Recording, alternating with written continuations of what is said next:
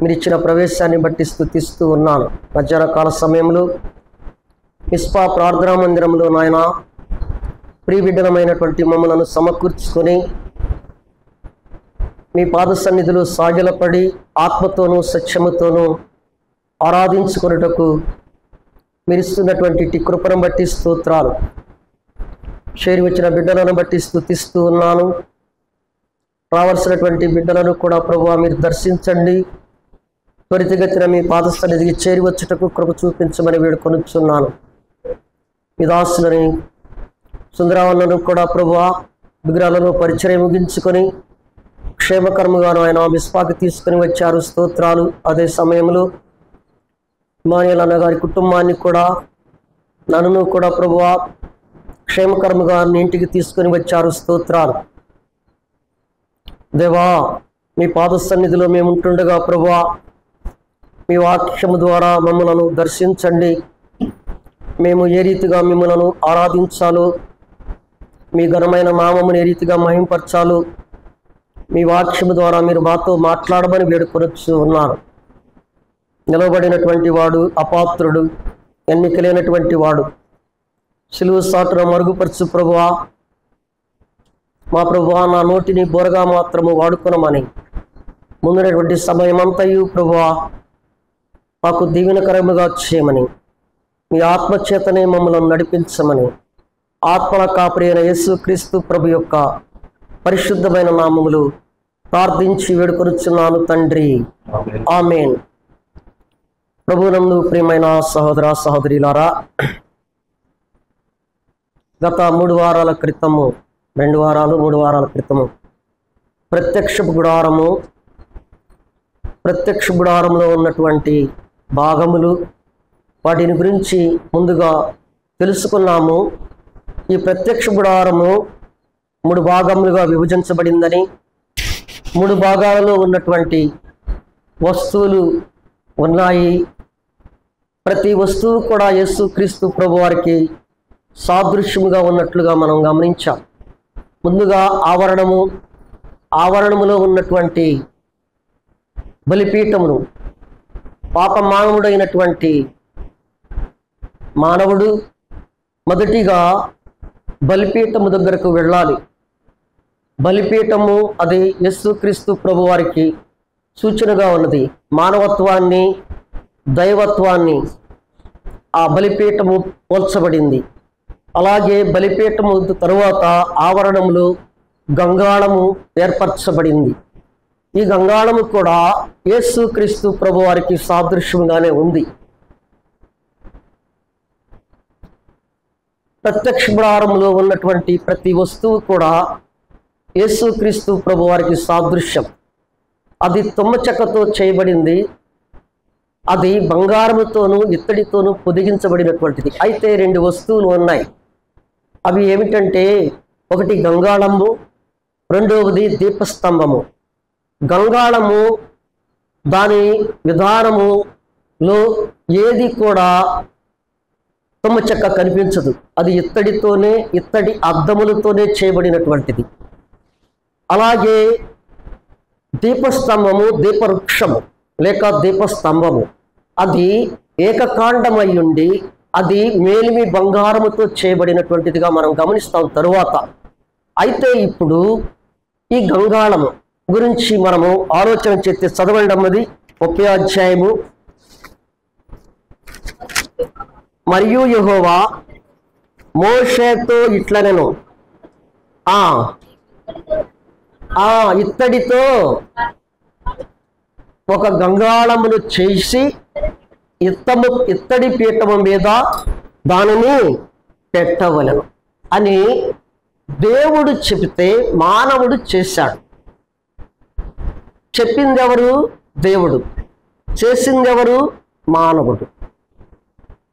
అలాగే ప్రభువునందు ప్రియమైన సహోదర సహోదరులారా, ఇక్కడ కానీ మనము గమనిస్తే ఇది గంగాళం ఇత్తడితో చేయబడేది. ఇత్తడి దేనిని చూపిస్తున్నది? తీర్పును చూపిస్తూ ఉన్నది. అయితే యెషయా గ్రంథము 53వ అధ్యాయము 8వ వచనాన్ని మనం గమనిస్తే మన ప్రభువైన యేసుక్రీస్తు వారు అన్యాయమైనటువంటి తీర్పు పొందినవాడిగా మనం గమనిస్తాం. చూడండి,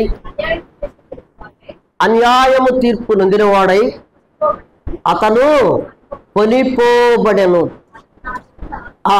చాలమ్మా, ఇత్తడి తీర్పును చూపిస్తున్నది. అన్యాయమైనటువంటి తీర్పును పొందినటువంటి యేసుక్రీస్తు ప్రభువారిని మనం ఇక్కడ చూస్తూ ఉన్నాం. అన్యాయమైనటువంటి తీర్పు. ఆయన పరిశుద్ధుడైనటువంటి దేవుడు, నిష్కల్మషుడైనటువంటి దేవుడు, పాపులలో చెరక ప్రత్యేకముగా ఉన్నటువంటి దేవుడు. నీవు నేను అన్యాయస్తులము, అక్రమస్తులము, పాపాత్ములమైనటువంటి మన కొరకై మనము పొందవలసినటువంటి తీర్పును ఆ యేసుక్రీస్తు ప్రభువారు పొందాడు. ఇత్తడి విమోచనను చూపిస్తున్నది, ఇత్తడి తీర్పును చూపిస్తూ ఉన్నది. ఆ ఇత్తడి తీర్పును చూపిస్తున్నది కనుక యేసుక్రీస్తు ప్రభువారు కూడా మన పాపభారాన్ని మోచినట్లుగా, మనల్ని విమోచించినట్లుగా ఇక్కడ గమనిస్తాం. అలాగే న్యాయముగా చూస్తే ఆ తీర్పు మనకు రావలసినది. అయితే ఆ తీర్పు ఎవరైనా పడింది? యేసుక్రీస్తు ప్రభువారు భరించాడు. మన పాపభారము మొయలేని భారము, అది భయంకరమైనటువంటి భారం. అట్టి భారాన్ని యేసుక్రీస్తు ప్రభువారు భరించాడు. మన అన్యాయమైనటువంటి తీర్పును ఆయన భరించినట్లుగా మనం చూస్తాం. మనకు ఆయన భరించి మనకేం చేశాడంటే గొప్ప రక్షణను కలుగు చేశాడు. ఏం కలుగు చేశాడు? అంత మాత్రమే కాదండి, రక్షణ మాత్రమే కాదు, శాంతిని అనుగ్రహించాడు, సమాధానాన్ని కూడా అనుగ్రహించాడు. ప్రభునందు ప్రియమైన సహోదర సహోదరులారా, ఇక్కడ మనం గమనిస్తే గంగాళము దేనితో చేయబడింది? ఇత్తడితో చేయబడింది. ఇత్తడి తీర్పును చూపిస్తున్నది. తీర్పు అన్యాయమైనటువంటి తీర్పును పొందినటువంటి యేసుక్రీస్తు ప్రభువారు అన్యాయమైనటువంటి తీర్పును పొంది నీ కొరకై నా కొరకై అన్యాయమైనటువంటి తీర్పును పొంది నీకు నాకు రక్షణను ఇచ్చాడు, శాంతినిచ్చాడు, సమాధానాన్ని ఇచ్చాడు. అందును బట్టి దేవుడిని మనం ఏం చేయాలా? ఆరాధించాలి, స్తుతించాలి, గణపరచాలి.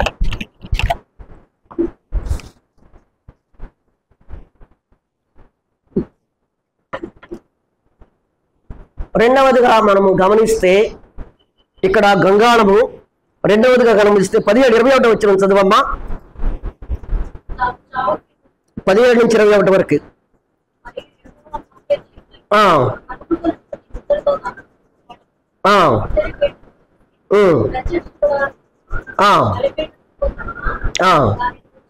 చాలు. ప్రత్యక్ష గుడారములో ఉన్నటువంటి ప్రతి వస్తువు కూడా కొలతలు ఇచ్చాడు. ప్రతి వస్తువు కూడా ఈ కొలతలతో మీరు చేయండి అని చెప్పాడు. గంగాళానికి కొలత లేదు, గంగాళానికి కొలత ఇవ్వాల. గంగాళము చేయమని చెప్పాడు. బలిపీఠానికి కొలతలు ఇచ్చాడు, అది చచ్చౌకముగా ఉండవలెనని చెప్పాడు. 4 వైపులా చతురస్రాకారములో ఉండాలని చెప్పాడు. ముందున్నటువంటి ఏ వస్తువైనా సరే కొలతలతో ఇవ్వబడినటువంటి వస్తువులే ఉన్నాయి. అయితే ఈ ప్రత్యక్ష గుడారములో ఆవరణములో ఉన్నటువంటి ఈ వస్తువ గంగాళము, అది కొలతలు ఇవ్వబడాల. ఈ కొలతలు ఇవ్వబడాలంటే అది ఏం చూపిస్తున్నదంటే దేవుని యొక్క అపారమైనటువంటి ప్రేమను చూపిస్తున్నది. అది కొలత లేని ప్రేమ. కొలతలు లేవు. నీవైతే నానైతే నీవు నేను ప్రేమించాలంటే కొంత కొలతలతో ప్రేమిస్తాం. అది వాస్తవం. మానవుడి యొక్క ప్రేమ అశాశ్వతమైనటువంటి ప్రేమ. ఆ ప్రేమ ఎలాంటిదంటే కొలత కలిగినటువంటి ప్రేమ. మనం ఎదుటి వారిని ఎలా ప్రేమిస్తామంటే, వాడు 10 తలాంతులతో నన్ను ప్రేమించాడు అనుకో, నీవు 5 తలాంతులు కానీ కొద్దిగా ఎక్కువ కానీ, అలాగా అది కొలతలతో కలిగినటువంటి ఈ ప్రేమ మానవుడిది. అయితే ఆయన ఎలాంటి ప్రేమ కలిగి ఉన్నాడంటే కొలత లేని ప్రేమ. అది అనంతమైనటువంటి ప్రేమ, అది శాశ్వతమైనటువంటి ప్రేమ. ఆ ప్రేమ వర్ణించుటకు మానవునికి వల్ల కాదు, నీకు నాకు అది వల్ల కాదు. అలాంటి ప్రేమ. ఈ గంగాళానికి కొలతలు లేవు. గంగాళమునకు సాదృశ్యంగా ఉన్నటువంటి యేసుక్రీస్తు ప్రభువు యొక్క ప్రేమ అపారమైన ప్రేమ, శాశ్వతమైన ప్రేమ. శాశ్వతమైన ప్రేమతో నన్ను ప్రేమించాడు. నిన్ను నన్ను ఏం చేశాడు? శాశ్వతమైనటువంటి ప్రేమతో నిన్ను నన్ను ప్రేమించాడు. ప్రభు నందు ప్రియమైన సహోదర సహోదర, ఆ ప్రేమ ఎలాంటిదంటే జ్ఞానమునకు మించినటువంటి ప్రేమ. ఎలాంటి ప్రేమ? జ్ఞానమునకు మించినటువంటి ప్రేమ. ఎఫెసీ పత్రిక 3:19 ఉంటుంది చూడండి. ఆయన ప్రేమ జ్ఞానమునకు మించినటువంటి ప్రేమ. ప్రభు ప్రేమ అన్నిటికీ మించినటువంటి ప్రేమ. చదవండి అక్కడ ఎఫెసీ.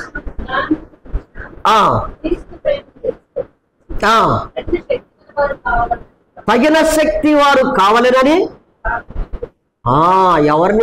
ఎవరి కొరకై ప్రార్థిస్తున్నాడండి? అపోస్తుడైనటువంటి పౌలు చెరసాలలో ఉండి, ఆయన బంధకాలలో ఉండి ఎఫెసీలో ఉన్నటువంటి సంఘంతో ఉత్తరం రాస్తూ ఆ ఉత్తరములో ఈ విషయాన్ని ఏం చేస్తున్నాడు? జ్ఞానమునకు మించిన ప్రేమ మీరు కలిగి ఉండాలని దేవునికి ప్రార్థన చేయుచున్నాను. ఆ ప్రేమ ఎలాంటిది? జ్ఞానమునకు, ఆ దేవుడిచ్చిన ప్రేమ జ్ఞానమునకు మించిన ప్రేమ. తల్లి తన కుమారుడిని ఏ రీతిగా ప్రేమిస్తుంది? తన బిడ్డను ఎలాగూ ప్రేమిస్తుంది? యెషయా గ్రంథంలో ఉంటుంది చూడండి. యెషయా గ్రంథము 49:15 ఉంటుంది. తల్లిని మించిన ప్రేమ దేవుడు నిన్ను నన్ను ప్రేమించాడు. ఆ ప్రేమ యెషయా గ్రంథము 49:15. స్త్రీ తన గర్భమున పుట్టిన బిడ్డను కరుణింపకుండా తన సంటి పిల్లను మరుచునా? వారైనా మర్చుదురు, కానీ నేను మిమ్మలను మరువను, విడువను, ఎడబాయను. ఆ ప్రేమ తల్లి మరిచిపోతుందేమో, కానీ తన బిడ్డల ఎడలా ఈ దేవుడైతే, ఈ తండ్రి అయితే ఆ ప్రేమ తల్లిని మించినటువంటి ప్రేమ. అది వాడబారని ప్రేమ, అది మహిమ కలిగినటువంటి ప్రేమ, ఆ ప్రేమ ఉన్నతమైనటువంటి ప్రేమ, ఆ ప్రేమ ఆకాశము కంటే ఎత్తైనటువంటి ప్రేమ. అలాంటి ప్రేమ చేత నిన్ను నన్ను ప్రేమించాడు యేసుక్రీస్తు ప్రభు నందు ప్రియమైన ఆ ప్రేమ ఎలా ఉంటుందంటే గమనించండి, తన ప్రాణము కంటే ఎక్కువగా ప్రేమించినటువంటి ప్రేమ. 1 యోహాను పత్రిక 3:16. 1 యోహాను పత్రిక, ఆయన మన నిమిత్తము తన ప్రాణము పెట్టెను కనుక దీని వలన ప్రేమ ఎట్టిదని తెలుసుకొనుచున్నాము. చాలు. ఆయన ప్రేమ తన కుమారుడైన యేసుక్రీస్తు ప్రభు వారిని మన కొరకై మన పక్షముగా ఆయన ప్రాణాలు అర్పించాడు.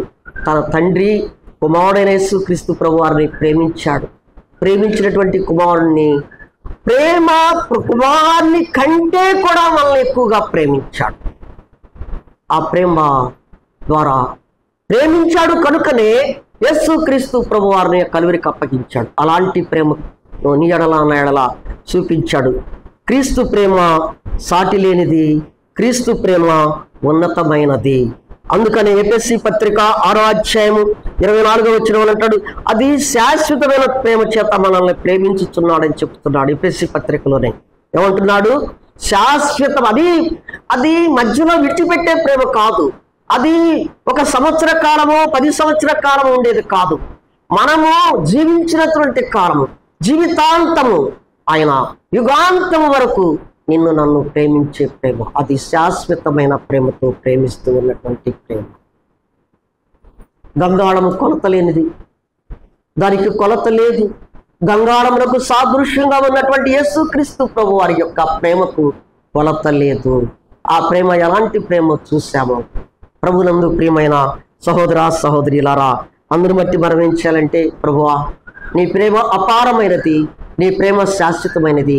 తల్లి తన కుమారుని ప్రేమించిన ప్రేమ కంటే కూడా ఉన్నతమైనటువంటి ప్రేమతో నన్ను ప్రేమించావు. ఇంకొక సందర్భంలో అంటాడు యోహాను సువార్త 10:13 స్నేహితులను మించిన ప్రేమ.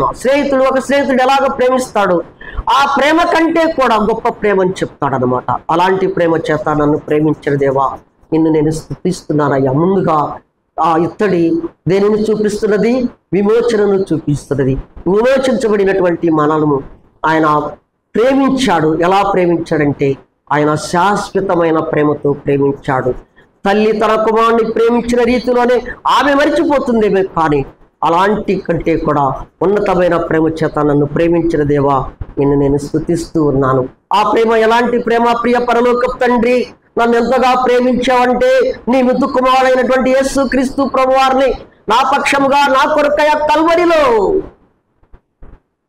ఆ సిలువకు అప్పగించావయ్యా. అందును బట్టి నిన్ను నేను స్తుతిస్తున్నానని ఆయన ప్రేమను కొనియాడుచు దేవునిని ఆరాధించబద్దులమై ఉన్నాము. ప్రభునందు ప్రియమైన మూడవదిగా మనం గమనిస్తే గంగాళము ఏ విధముగా చేయబడింది. గంగాళము ఏ విధముగా చేయబడింది?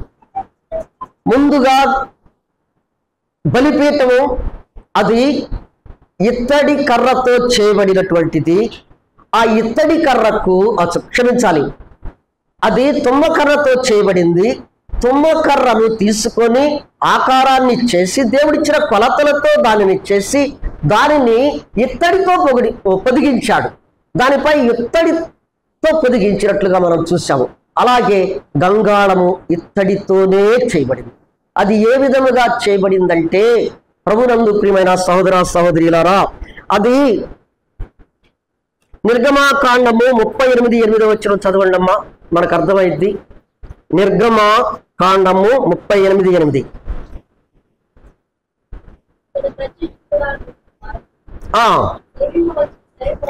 సేవింపవచ్చిన సేవకురాండ్రుల అద్దములతో ఇత్తడి గంగాళమును ఇత్తడి పీఠమును చేయబడింది. ప్రత్యక్ష యొక్క ద్వారబంధముల వద్ద పరిచర్య చేస్తున్నటువంటి సహోదరులు ఉన్నారు, చూశారు. వారి యొక్క స్త్రీ తన తన అందాన్ని చూసుకొనుటకు వారు అద్దాలు అందరూ ఉపయోగిస్తారులేండి, అందరూ ఉపయోగిస్తారు. ఇప్పుడంటే అద్దాలు వేరుగా ఉన్నాయి. ఆ దినాలలో అద్దాలు ఐగుప్తు నుండి తేబడినటువంటి అద్దాలు అవి. ఐగుప్తులో వారు ఉండగా వారు తన ముఖాన్ని చూసుకొనుటకు, వారి యొక్క స్త్రీ యొక్క అందాన్ని చూసుకొనుటకు వారు ఏం చేసేవారంటే ఈ ఇత్తడిని బాగా రుద్దితే, రబ్ చేస్తే, దాన్ని పాలిష్ పడితే అది ఒక అద్దములాగా తయారు. ఇప్పుడంటే అద్దాలు వేరుగా వస్తున్నాయి. ఆ దినాలలో, పూర్వకాల దినాలలో, ఇజ్రాయేల్ ప్రజలు నివసించిన దినములలో వారు అద్దాలను ఇత్తడి రేకుని పాలిష్ పట్టుట వలన వారి యొక్క ముఖాలని తేటగా వారు చూశారు. ద్వారబంధముల వద్ద, ప్రత్యక్ష గుడారం యొక్క ద్వారబంధముల వద్ద వారు ఉన్నటువంటి సేవ చేస్తున్నటువంటి సేవకురాండ్లు సహోదరుల యొక్క అద్దాలతో దానిని చేశారు. దేంతో చేశారు? సేవకురాండ్లు సమర్పణ. ఇక్కడ ఏం కనపడుతుందంటే సమర్పణ జీవితం కనపడుతుంది. ప్రభునందు ప్రియమైన సహోదర సహోదరుల, గమనించారా? ఇక్కడ ఆ స్త్రీలు ఏం చేశారు? దేవునికి ప్రత్యక్ష భారములో యేసుక్రీస్తు ప్రభు వారికి ఆ గంగాళము తయారు చేయటానికి ఆ స్త్రీలు వారి యొక్క అద్దాలు, వారి వద్ద ఉన్నటువంటి వారి ముఖాలు చూస్తున్నటువంటి అద్దాలను ఏం చేశారంటే వారు సమర్పించుకున్నారు. వారు ఏం చేశారు? సమర్పణ కలిగినటువంటి వారు. ప్రభునందు ప్రియమైన సహోదర సహోదరుల, గమనించండి. అలాగే ఎఫెసీ పత్రిక 5వ అధ్యాయము 2వ వచనం చదవండి.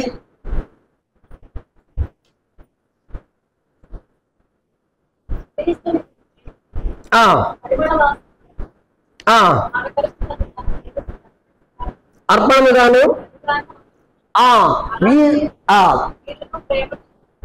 మీరును చాలు వారు సమర్పణ కలిగినటువంటి వారు, వారు సమర్పించుకున్నారు. అయితే ఎఫెసీ పత్రికలో ఉన్నటువంటి పరిశుద్ధులకు అపోస్తులైనటువంటి పౌలు ఒక విషయాన్ని తెలియపరుస్తూ ఉన్నాడు. ఈ మధ్యాహ్న కాల సమయంలో పరిశుద్ధులమైనటువంటి మనతో కూడా వాక్యం ద్వారా మాట్లాడుతున్నాడు పరిశుద్ధాత్ముడు. ఏమంటున్నాడు? ఇప్పుడు చదువమ్మది మళ్ళీ. క్రీస్తు మిమ్మలను ప్రేమించి పరిమళ వాసనగా ఉండుటకు మన కొరకు తన్ను తాను దేవునికి అర్పణముగాను బలిగాను ఆ ఇత్తడి ముద్దను చేసి, ఇత్తడి ముద్ద ఒక ఆకారానికి రావాలంటే ఏం చేయాలి? సుత్తితో కొట్టాలి. అది ఎంత కుడితే అంత సాగిద్ది.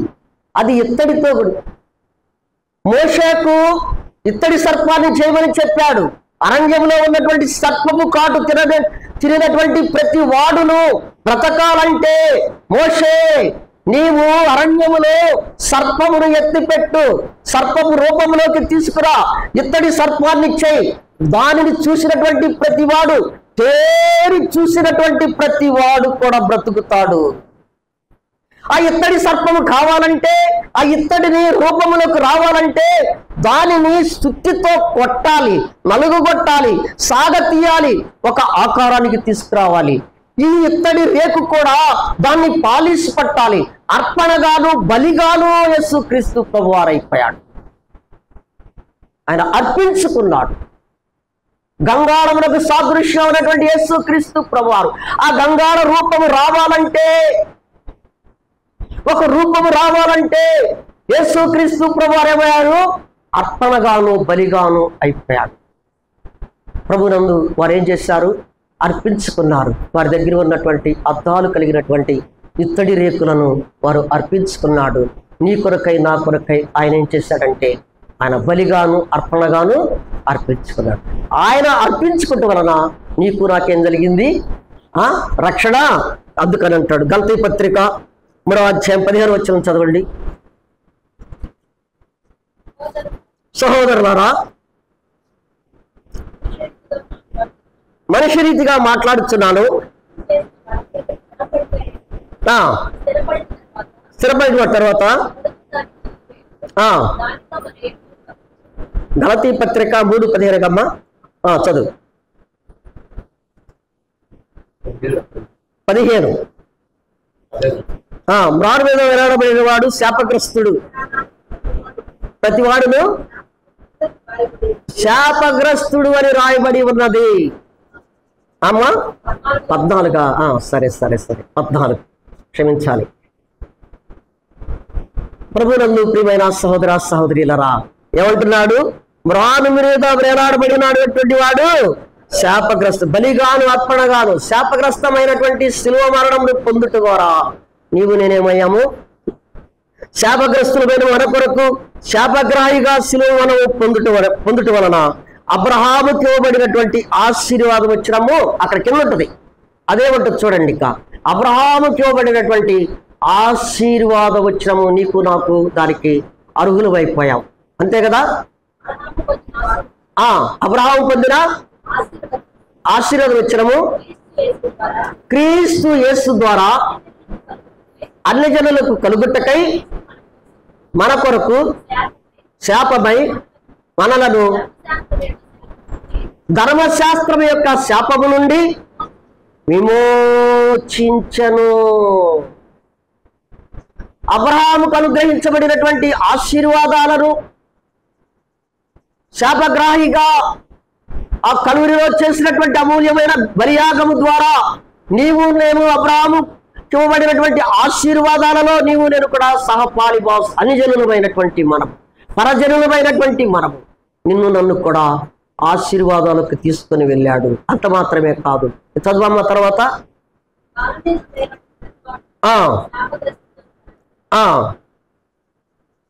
ప్రభునందు ప్రియమైన సహోదర సహోదరులారా, ఆశీర్వాదాలతో భూ సంబంధమైన పర సంబంధమైన ఆశీర్వాదాలు, భూ సంబంధమైన ఆశీర్వాదాలు నీకు నాకు అనుగ్రహించబడ్డాయి.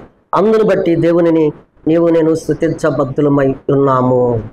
మూడవదిగా మనం గమనిస్తే నిర్గమాకాండము 30వ అధ్యాయము 18-20 చదవమ్మా. ప్రత్యక్ష గుడారమునకు బలిపీఠమును నడుమ దానిని ఉంచి దేంతో నింపాలి? దేనిని నింపాలి? గంగాళమును నింపాలి. దేంతో నింపాలి? నీళ్లతో నింపాలి. నీళ్లు ఎందుకు వస్తాయి? ఆ నీళ్లు ఎక్కడి నుండి వచ్చాయి? ఆ నీళ్లు ఎక్కడి నుండి వచ్చాయి? ఆ నీరు అన్నదాన్ని అదైతే బైబిల్లో తేటగా లేదు. నేను చెప్తున్నాను కదా, నేను ఒక రెఫరెన్స్ పుస్తకంలో చదివిన మాటే నేను చెప్తున్నా మీకు. అది అరణ్యయాత్రలో ఈ ప్రత్యక్ష గుడారాన్ని నిర్మించమన్నాడు దేవుడు. వీరు అరణ్యంలో ఉన్నారు. వారు ప్రయాణం వచ్చి ఉన్నటువంటి సమయంలో మీ మధ్య నివాసములకు ప్రత్యక్ష గుడారం చేయమన్నాడు. ప్రత్యక్ష గుడారం చేయబడక ముందే వారు అరణ్యంలో ఉంటున్నప్పుడు ప్రయాణిస్తున్నప్పుడు వారికి నీరు లేదు, నీరు దొరకల. వారికి దాహమైనప్పుడు నీరు దొరకనప్పుడు మోషే మొరపెట్టినప్పుడు దేవుడు ఆ మొరను ఆలకించి, మోషే ఎందుకు నా వైపు చూస్తూ ఉన్నావు? నీ చేతిలో ఏమున్నది? నీ చేతిలో ఉన్నటువంటి కర్రను, నీ ఎదుట ఉన్నటువంటి బండను కొట్టు అన్నాడు. బండలో నుండి నీరు ప్రవాహములే నీరు వచ్చింది. ఆ బండలో నుండి రాబడినటువంటి ఆ నీరే ఈ గంగాళము చేత నింపబడినటువంటి నీరు. దేనితో నింపాము? ఏ బండలో నుండి వచ్చింది నీరు? ఆ బండ క్రీస్తే. ప్రభునందు ప్రియమైన సహోదర సహోదరులారా, గమనించారా? ఆ నీరు యేసుక్రీస్తు ప్రభు వారికి యాజకుల వద్ద ఎందుకు దానిని యాజకులు శుద్ధి చేసుకొనుటకు, వారు బలి అర్పించిన తర్వాత, వారు బలిపీఠము వద్ద బలి అర్పించిన తర్వాత వారు శుద్ధి చేసుకోవాలా, చేతులను కాళ్ళను శుభ్రముగా కడుక్కోవాలి, పరిశుద్ధ స్థలములోకి వెళ్ళాలి. ఆవరణములో నుండి పరిశుద్ధ స్థలానికి వెళ్ళాలంటే బలిపీఠము దగ్గర బలి అర్పించిన పాప మానవుడి కొరకై యాజకుడైనటువంటి వ్యక్తి బలి అర్పించిన తర్వాత గంగాళం వద్దకు వెళ్ళాలి. గంగాళం వద్ద తన కాళ్ళు చేతులను శుభ్రముగా కడుక్కోవాలి. కడుక్కున్న తర్వాతే పరిశుద్ధ స్థలములోకి ప్రవేశిస్తాడు. ఆ నీరు ఎక్కడి నుంచి వచ్చింది? కొట్టబడినటువంటి బండలో నుండి. ప్రభునందు ప్రియమైన సహోదర సహోదరులారా, నిర్గమాకాండము 17వ అధ్యాయం 6వ వచనం చదువమ్మా.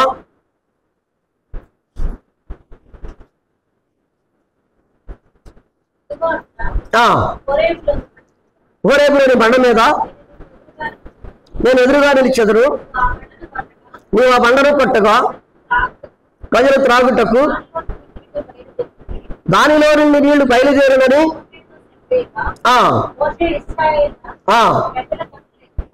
పెద్దల కన్నులు ఎదుట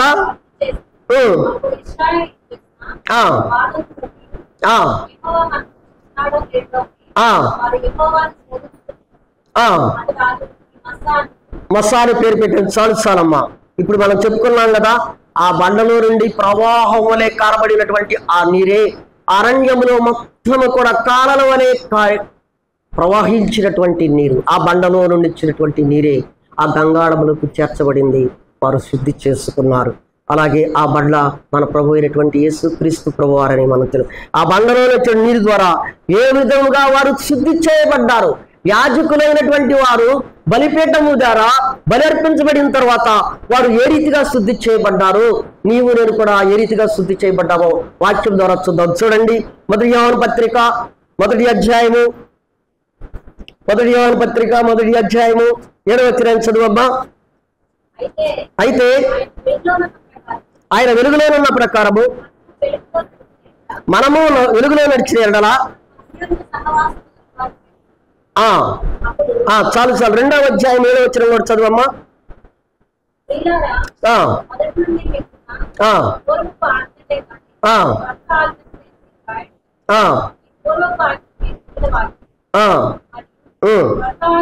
అమ్మ అక్కడ 1:2 అనుకుంటాను. చూడు, ప్రభు కల్వరిలో కార్చిన విలువైనటువంటి రక్తము చేత మన పాపములను శుద్ధి చేయబడ్డాయి. ప్రతి పాపము నుండి మనలను వారు ఆ నీటి ద్వారా, గంగాళములో ఉన్నటువంటి నీటి ద్వారా వారు శుద్ధి చేయబడ్డారు. పరిశుద్ధ స్థలంలోకి వెళ్ళిపోయారు. నీవు నేనైతే ఆ కల్వరిలో గంగాళమునకు సాదృశ్యంగా ఉన్నటువంటి యేసుక్రీస్తు ప్రభువారు ఆ కల్వరిలో కార్చినటువంటి అమూల్యమైనటువంటి రక్తము ద్వారా మన పాపములను ఏం చేశాడు? ఆయన శుద్ధి చేశాడు. మనల్ని ఏం చేశాడు? పవిత్రుడుగా శుద్ధి చేసి పవిత్రపరిచాడు. అందును బట్టి ప్రభువుని నీవు నేను ఆరాధించబద్దులమై ఉన్నాము. ప్రభునందు ప్రియమైన సహోదర సహోదరులారా, 5వదిగా మనం గమనిస్తే నిర్గమాకాండము 30వ అధ్యాయం 20-21 చదువమ్మా. సేవ చేసి బలిపీఠము వద్దకు వచ్చినప్పుడును తాము చావక ఉండినట్లు నీళ్లతో అది ఎవరి కొరకై నింపబడింది? అహరోను అక్కడే ఉంటుంది. అహరోను సంతతి వారికి అది ఒక నియమం ఇచ్చాడు, నిత్యమైనటువంటి కట్టడ ఇచ్చాడు. అక్కడ ప్రభువునందు నీకైతే రాజులైన యాజకులుగా మనము చేయబడ్డాము. ఏం చేయబడ్డాం? మనము రాజులైన యాజకులుగా, ప్రభు యొక్క రక్తము చేత కడగబడిన మనము రాజులైన యాజకుల సమూహములోకి నీవు నేను చేర్చబడ్డాము. యాజకుడు మాత్రమే పరిశుద్ధ స్థలములోకి వెళ్ళవలెను. ఎవరు వెళ్తారు? శుద్ధి చేసిన తర్వాత యాజకుడు ఏమయ్యాడు? బలిపీఠమును ఎదుర్కొన్నాడు, పాపమానవుడైనటువంటి వాడు. అలాగే మనం రాజులైన యాజక సమూహములోకి చేర్చబడ్డాము. మన కొరకై యాజకుడు యేసుక్రీస్తు ప్రభువారు బలిగా చేయబడ్డాడు, మరణాన్ని జయించాడు, తిరిగి లేచడం వలన రాజులైన యాజక సమూహంలోకి చేర్చబడ్డాం.